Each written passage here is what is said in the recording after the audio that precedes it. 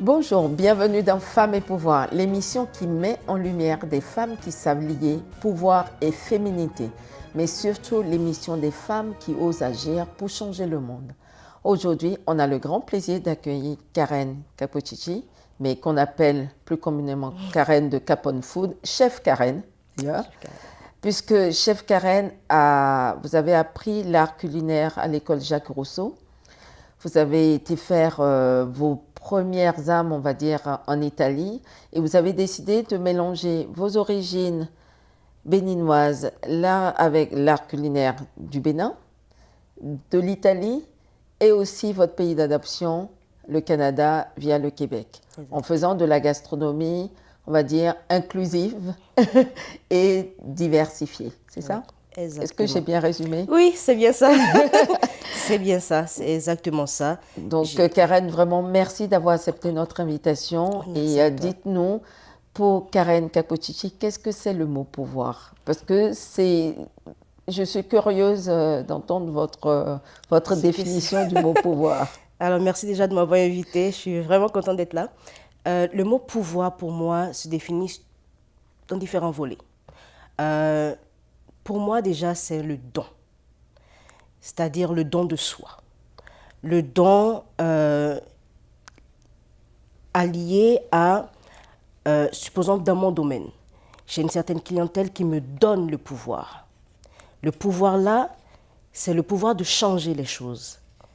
Mais avant qu'il ne me donne ce pouvoir, ça part par la confiance. C'est comme ce que je vous disais tout à l'heure. Donc, avant d'atteindre le pouvoir, c'est d'abord un échange de confiance. Et cette confiance-là, on ne peut que l'avoir si nous-mêmes avons fait le don. Donc moi, en tant que chef Karen, j'ai fait le don de moi à ma clientèle. Cette clientèle-là m'a comprise, m'a acceptée telle que je suis et s'est donnée à moi. Et donc m'a donné les pouvoirs de pouvoir changer les choses. Mais aussi de changer les représentations, parce que finalement, faire découvrir au Québec la cuisine béninoise en passant pas celle de l'Italie, c'est pas forcément gagné. Exactement. Et c'est là que vient le deuxième volet. Le deuxième volet est ce qu'on fait du pouvoir. Parce que on te donne le pouvoir, mais toi, ta vision est celle qui fera que tu changeras les choses. Il y en a qui ont le pouvoir et qui n'en font rien. Moi, j'ai eu ce pouvoir-là, par la grâce de Dieu, ils m'ont donné ce pouvoir et j'ai décidé de changer les choses à ma façon. J'avais le choix, après mes études, de rester dans la gastronomie française, italienne, je pourrais même dire mexicaine, mais je me suis dit, si je veux changer les choses, il faut sortir d'un certain cercle. J'ai regardé autour de moi et je me suis dit, il faut influencer. Alors le pouvoir devient l'influence, mais cette influence-là est basée sur notre héritage. Tout ce que je suis, je l'utilise pour influencer. Et moi, pour contribuer à ce que les représentations, elles changent. Exactement. Et donc du coup, il faudrait se munir de bons atouts. Il y en a qui se munissent des mauvais atouts pour aboutir au pouvoir. C'est pas ce qu'il faut faire. C'est le bon pouvoir. Et donc, moi, je me suis dit, je suis béninoise d'origine. La gastronomie béninoise, je la connais. Malgré que je n'ai pas mis pied au Bénin, ça fait 10 ans. Et aujourd'hui, d'ailleurs, ça étonne les gens que j'utilise la gastronomie béninoise pour changer le monde de la gastronomie africaine, si on veut le dire comme ça. Mais ça prenait ça. Et moi, c'est ça, ce pouvoir-là. C'est de pouvoir changer la vision des choses, le standard gastronomique que nous avons de la gastronomie africaine, mais une bouchée à la fois. Aujourd'hui, c'est la gastronomie béninoise qui est en avant. Demain, ça sera une autre. Très bien. Est-ce que cette envie de changer les choses, elle se traduit pour vous de la même manière dans votre espace personnel que professionnel? Est-ce que vous avez aussi beaucoup de demandes de personnes qui veulent s'inspirer de ce que vous avez fait, comment vous êtes arrivé, ou dans votre environnement familial? Je ne sais pas, est-ce que c'est la même chose? Oui, de plus en plus, oui. L'étape de confiance, pour certains, c'est déjà acquis. Pour d'autres qui me suivent de plus en plus, je reçois beaucoup de messages, d'appels souvent, j'arrive même pas à répondre tout le temps, et surtout des jeunes femmes. ou des jeunes filles qui me disent « Ah, chef Karen, j'aimerais être comme toi, comment tu as fait, comment tu as débuté, moi aussi j'aime ça la cuisine » ou même que ce n'est pas la cuisine, c'est peut-être un autre domaine complètement. Et je réponds à ces gens-là quand j'en ai le temps, je leur réponds et tout. Et je me dis, qu'est-ce qui fait que ces filles-là, ces jeunes filles-là m'écrivent à moi pour me poser ces questions-là? C'est que peut-être que dans leur entourage, elles n'ont pas des réponses à ces questions-là. Alors ça prend quelqu'un qui, pour elles, se dise que j'ai réussi et qui se dise, ok, je veux être comme elle. Mais moi, je veux qu'elle soit plus que moi. Donc quand je réponds toujours par rapport à ce qu'elles ont en elles. Parce que pour avoir du pouvoir, il faut que tu saches qui tu es, que tu le transmettes et que tu reçoives et que tu le retransmettes. Très bien. Voilà. Alors, attends, on va essayer de suivre. Oui, en fait, partie du don de soi pour bien recevoir de l'autre et pour pouvoir retransmettre en fait, ce qu'on a reçu. Oui. Très bien. On entend souvent dire que les femmes qui ont du pouvoir ou qui agissent pour changer le monde, qu'elles ont dû sacrifier quelque chose ou qu'elles sacrifient quelque chose. Est-ce que c'est ton cas? Ou est-ce que ça a été ton cas? Je pense qu'au début, ça a été mon cas. Le thème sacrifice, oui. Parce que toujours dans cette optique du don de soi, dans le domaine de la restauration, déjà, à la base, c'est un sacrifice. La majorité, je me rappelle la première fois où j'ai mis pied dans une cuisine, on nous a montré une vidéo. Il y avait 4 chefs influenceurs de Montréal, ou plus, je pense que c'était 4. Et chacun d'entre eux, dans la vidéo, nous disait c'est quoi leur quotidien, les hauts et les bas. Mais tu regardes cette vidéo et limite, tu as envie de prendre tes affaires et tu sors du cours. Et c'était le premier jour du cours de cuisine. Alors moi, j'ai regardé cette vidéo et je me suis dit, chacun d'entre eux, ils ont fait un sacrifice. Et ce sacrifice-là, l'objectif de leur vidéo, c'était de nous dire, écoutez, chers élèves, vous rentrez dans un nouveau monde et ce monde-là, à la base, c'est un sacrifice. Tout le monde mange tous les jours. À l'heure où on est là et je te parle, j'ai des commandes qui sont quelque part qui sont en train d'être faites, tu vois. Tout à fait. Et donc, du coup, tous les jours, tu fais ce sacrifice-là quand tu rentres dans une cuisine. Et ta famille, les fêtes de fin d'année, par exemple, tu ne vas pas les passer avec ta famille parce que tu es au restaurant et tu dois servir d'autres personnes qui sont là à en profiter avec leur famille. Donc, à la base, oui, la cuisine, c'est un sacrifice. Mais après, avec le temps, je n'ai plus cette mentalité de la sacrifier. Je ne me dis plus, OK, Karen, chaque matin, tu te réveilles pour te sacrifier. Non, maintenant, je me réveille chaque matin, j'éprouve du plaisir et c'est des compromis. C'est simplement des compromis. Je fais des choix. C'est un choix chaque jour que je fais de me lever, de me dire, OK, je prends telle commande, ou je vais à tel endroit, où je me repose. C'est un choix maintenant. Ce n'est plus la conception du sacrifice. Du sacrifice. Oui. Est-ce que dans l'industrie culinaire ou dans le monde de la gastronomie, il y a beaucoup de femmes ou pas? Non. Il y a une étude récente, 2018, qui montre que sur 600, je pense 617 ou 680 et quelques restaurants étoilés, il y en a 17 qui appartiennent à des femmes. À des femmes. Ah oui. 17 sur 600 et quelques. En cuisine, dans une brigade, il y a une femme sur 4 qui appartiennent à des brigades culinaires. Ce qui veut dire que le monde de la gastronomie est géré par des hommes. D'ailleurs, le mot brigade tout seul, c'est une armée. Oui, oui. Donc les femmes, non. Et comment explique-t-on ça? Moi, je pense que il y a plusieurs aspects. Il y en a qui disent que c'est l'effort physique. Quand on est dans une cuisine, tu as des marmites à porter, tu joues avec le feu et aussi tu gères une brigade.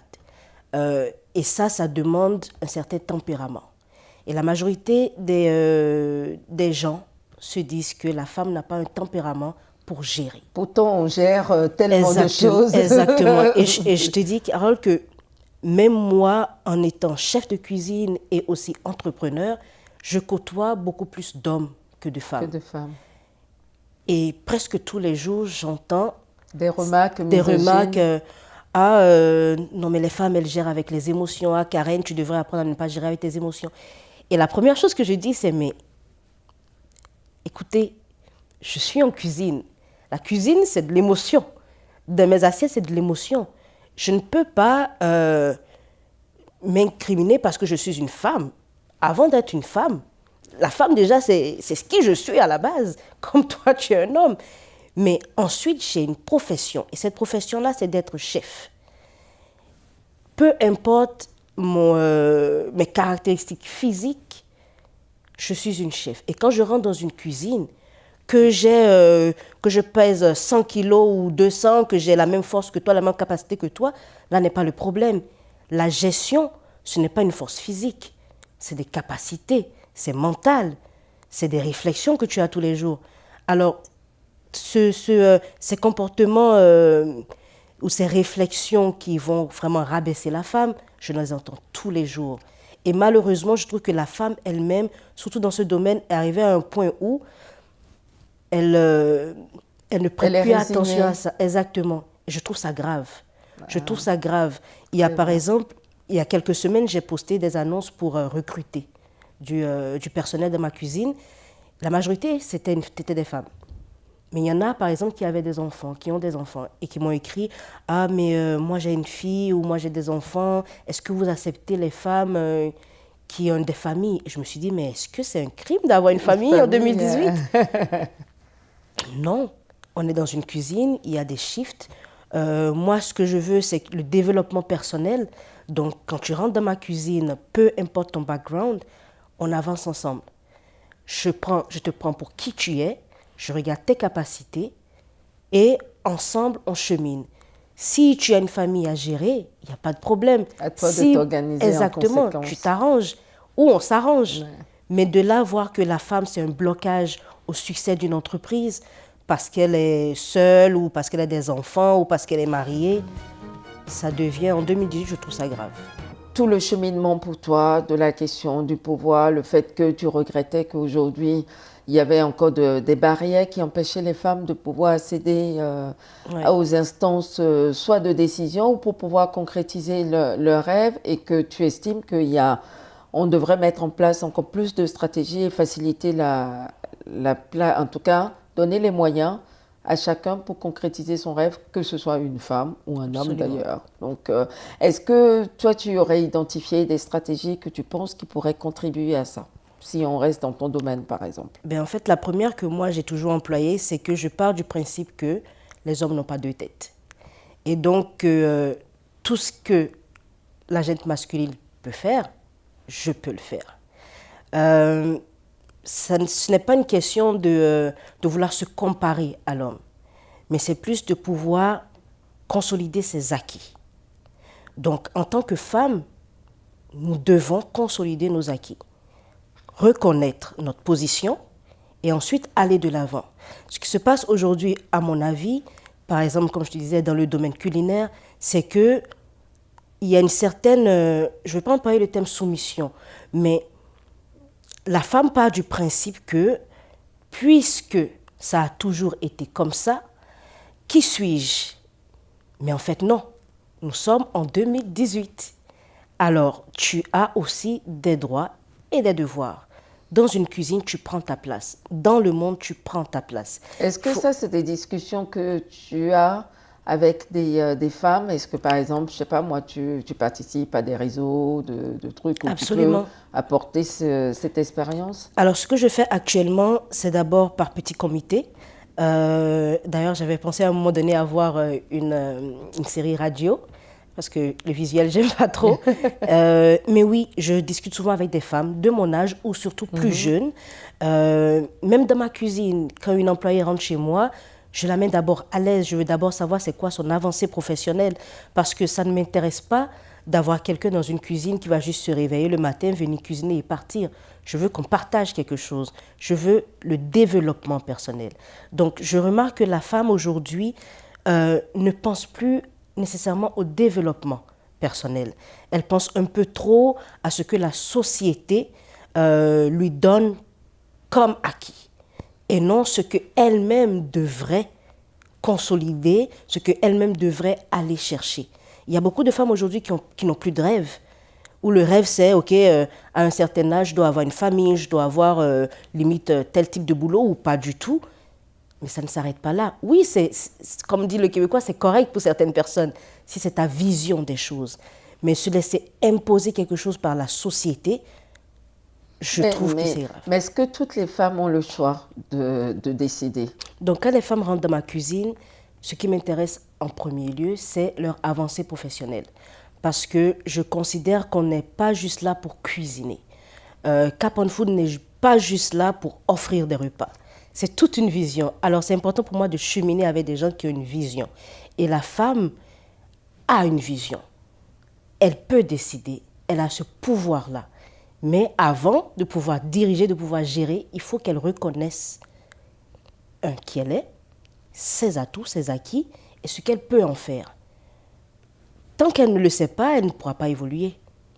Qu'est-ce que vous pensez de la question d'instaurer un quota? Est-ce que vous diriez que c'est quelque chose qui devrait être fait dans tous les domaines ou pas? Pourquoi limiter les gens? Pourquoi les limiter? Un quota, non. Un quota, non. On a toujours eu, par exemple, dans des sociétés où il y avait plus d'hommes que de femmes. On n'a jamais parlé du problème de quota.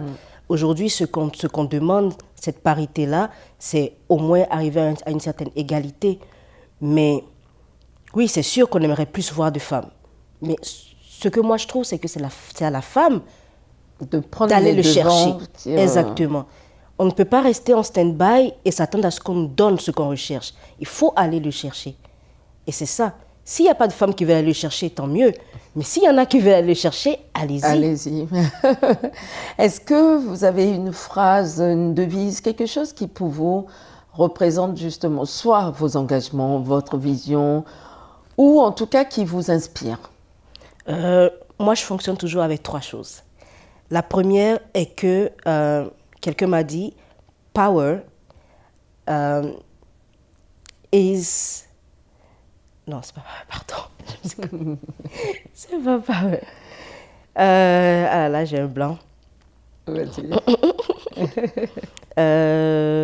Patience, voilà.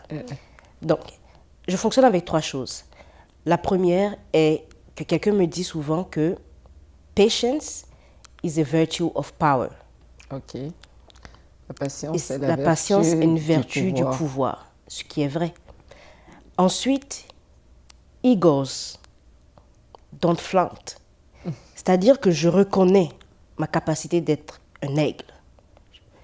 Ma vision, c'est celle d'un aigle. Mais les aigles ne volent pas en groupe. Un aigle, il vole tout seul. Parce que plus tu vas voler avec d'autres personnes, tu te limites. Tu es obligé de baisser de hauteur. Exactement. Et la troisième, toujours en anglais, everybody wants to be a beast until it's time to do what beasts do and they end up being a feast. On vit dans une société où tout le monde veut avoir du pouvoir. Aujourd'hui, on a tellement d'influenceurs avec ce monde virtuel qu'on ne peut plus faire la part des choses. Tout le monde veut en aboutir là. Mais est-ce que tout le monde a les capacités d'être un bon influenceur, d'être quelqu'un de pouvoir? Je n'en suis pas sûre. Très bien, bah c'est très inspirant. Si vous étiez un homme ou une femme d'État, lequel ou laquelle aimeriez-vous être et pourquoi? Paix à son âme, Nelson Mandela. Simplement parce que c'est quelqu'un qui a su faire les choses avec amour, avec intégrité, avec vision. Et cette vision-là, il l'a eue du début jusqu'à la fin. Quitte à quitter sa femme, parce qu'à un moment donné, il n'avait plus la même vision, elle n'avait plus la même vision que lui.